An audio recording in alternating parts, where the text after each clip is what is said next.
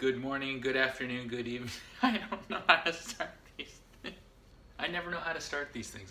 I never know how to start these things. I have a lot of things on my mind lately. I always have things on my mind. Why is that?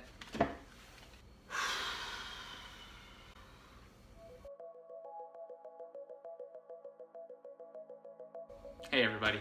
Welcome back to another episode of On Comedy and Life. I'm still experimenting with a few things on where I film and how I go about this video project of mine. I wanted to touch base with you on two things. One, about my comedy. So I have set a few goals and I have not met them this week, which by the way is okay because I can move them to next week, but it really shows the importance of being accountable. If you haven't noticed, you've seen this in a couple of my videos. I usually talk about how many steps I get when I'm with my son, walking him around when he doesn't take a nap, and I think he's waking up from his nap right now. You want to say hello? You want to let them know that Daddy will record a little bit later? Do you want to stare into the camera? You know, that little break kind of just gave me a little bit of time to think about this channel and some of the stuff that I wanted to talk to you about. I wanted to talk to you about two things that have been on my mind this past week. One of them is about comedy itself. I had two sets this week, and one was on Monday and it didn't go very well, and I'll get into why. And then on Wednesday it went really well, and again, I can get into why.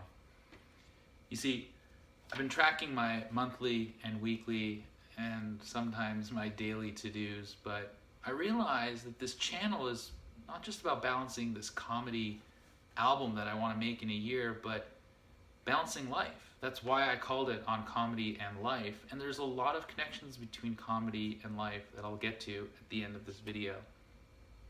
But I realized that taking the time on a day-to-day basis to work on my comedy, even if it is to sit and think, or to prepare for a show, is essential. It's these small, tiny steps that help the bigger steps become more achievable. That's the reason Monday's show didn't go very well. I did not take any time whatsoever to prepare myself. I was really just excited to get out of the house. It had been a while. Again, balancing with the stresses of work and family life, I had not been able to get out of the house, and I was just so jazzed to be out, and I bumped into an old friend who's moving to Philadelphia to be with his girlfriend and do comedy there, that I was just chatting with him the whole time, and I was the one going first on the show, so I got up there and riffed a lot, and I was just trying to get comfortable with the mic and the stand and performing again, but there was a bit of a drunk heckler or an audience member who was digging everything I was saying, which wasn't much, but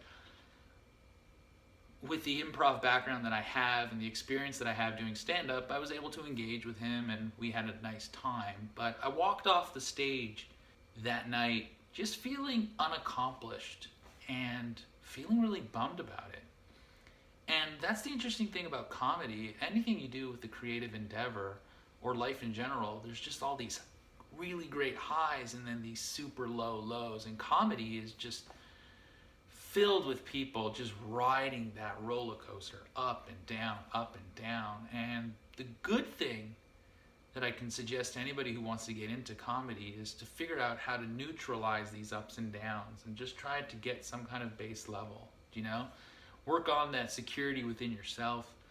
Establish or surround yourself with really good people in the comedy world or outside of the comedy world. Have a healthy and fulfilling relationship, wife, husband, boyfriend, girlfriend, partner, it doesn't matter. Or just surround yourself with loving family. And I know in comedy, usually what gets you into comedy is your dysfunctions, and perhaps your family could be part of that dysfunction, but it really helps with the highs and the lows.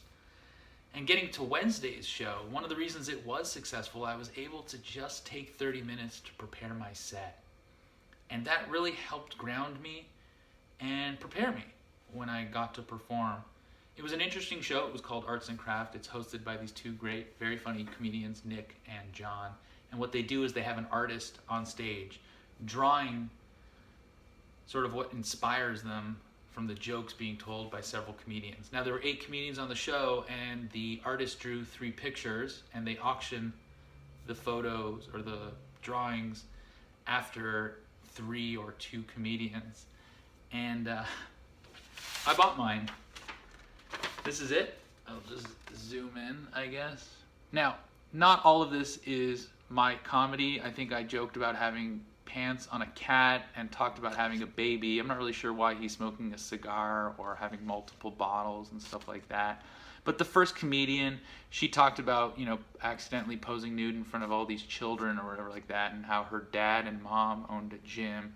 And I think at one point during my set, I made a callback called Extreme Sadness, because the gym actually was called Extreme Fitness.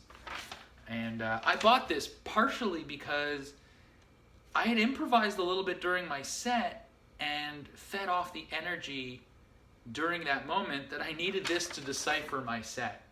Because I realized every time you do comedy, you can prepare before, but you also have to take notes afterwards. And this all falls into the perfect moment when I was talking to my friend Dan yesterday about this documentary on HBO about Gary Shandling. It's, I think, the Zen Diaries of Gary Shandling, and it's by Judd Apatow. I'll put a link below. I'm not getting any affiliate links whatsoever.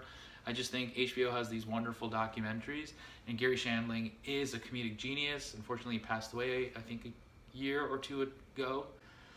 And people miss him, and people really wanted to delve into how he did comedy. And Dan was just talking to me because he's an entrepreneur, and he found a lot of what was going on in Gary's life about perfection and sort of planning ahead and planning after and scrutinizing what happened after very relevant to him.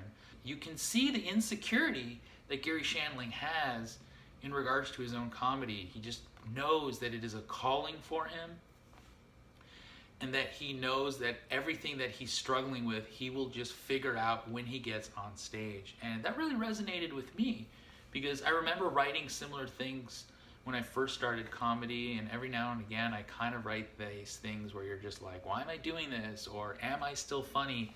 But again, that's all part of the ups and downs of comedy. So I strongly recommend it. Now, being a father, I didn't manage to get to see the entire thing. It's split into 2 parts, and I got to see half of the first part, and I will hopefully finish when I find the time. As you can see, I get interrupted a lot by small, little, adorable interruptions, like my son. He doesn't want to say hello. Okay, so the second thing that I wanted to talk about was this saying that has been swirling around my head since I started this project, which is what gets measured gets done, or put differently, what gets measured gets managed. Now, it has been attributed to a few people, one of which was Lord Kelvin. I don't know if you're a big science nerd. I'll put the Wikipedia on him below, but there's Celsius and Fahrenheit and Kelvins. But also Peter Drucker, who's a well-known and respected business sort of guru. The reason I have this saying sort of swirling in my head is that this is one way to measure my success, setting these goals and reflecting on them. And I don't know if you realize this, but the fact that this is called On Comedy and Life is that I have referenced my Fitbit a little bit. I get my 12,000 steps, hopefully, when my son decides not to nap and I go for a walk, and there's always a positive spin to that. But I also use 2 separate apps to help me stay in shape and fit and on track with some of the things that I'd like to do with my health, one of which is called Productive.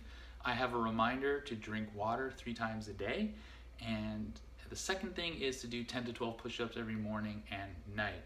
So I try to do that to maintain some sort of level of healthy living and eating, and that's because I don't have a chance to go to the gym yet, just because my time is balanced between comedy, life, and work, and everything in between.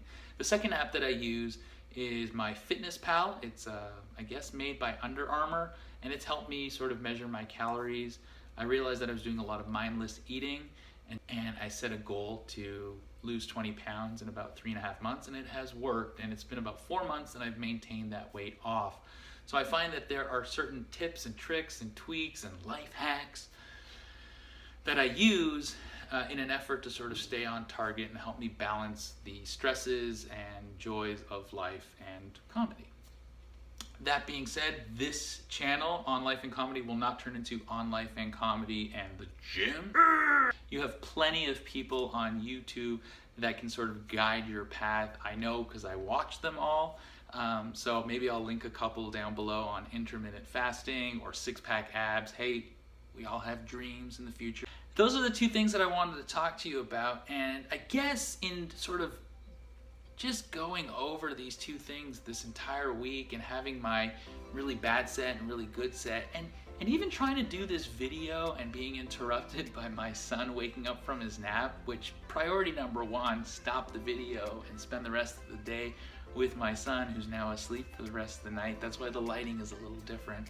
I have to say that I'm really happy that I named it On Comedy and Life, because there really is a lot of parallels to the comedy world of, like, you know, having your set ready and being ready to perform, and life in general, because life is about ups and downs, and that's what this channel is about. It's about really trying to get through life and figuring out how to enjoy the struggle, you know, balancing life, relationships, you know, fatherhood, comedy, passions, hobbies, with work, money. I mean, life is filled with stress. I mean, I haven't even had a chance to shave. I really think it's important that I keep going every week, and I really appreciate you joining me for this journey. So thanks very much, and we'll see you next week. Or put differently, what gets it's the sayings that goes, I can set some very specific goals and feel successful in that. So some of the more esoteric ones, like, I don't even know what esoteric means. Great. What's an esoteric goal? Okay. I have no idea. Let's just get this started. If I'm consistent with these videos, I can be honest with myself about how successful I don't know what the fuck I'm doing. I don't know what I'm doing.